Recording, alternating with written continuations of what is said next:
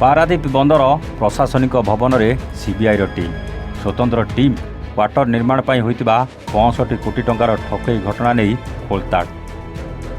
बंदर कार्यनिर्वाही जंत्री गंगाधर सेठी ऑफिस रे सीबीआई खोलताड़। यही घटना 4टी स्थान में सीबीआई चलाई रेड। बहु गुरुत्वपूर्ण कागजपत्र सह पारादीप पोर्ट आरएनबी डिविजन कार्यालय कंप्यूटर हार्ड डिस्क जबत करी नहीं सीबीआई अधिकारी। एने मामला रुजु करी तदंत जोरदार करछंती। पारादीप बंदर को 10 कोटीर 3टी चाल बैंक ग्यारंटी दे 65 कोटी टंकार काम हाथेइथिला हैदराबाद ठिका संस्था डीएनएस कंपानी।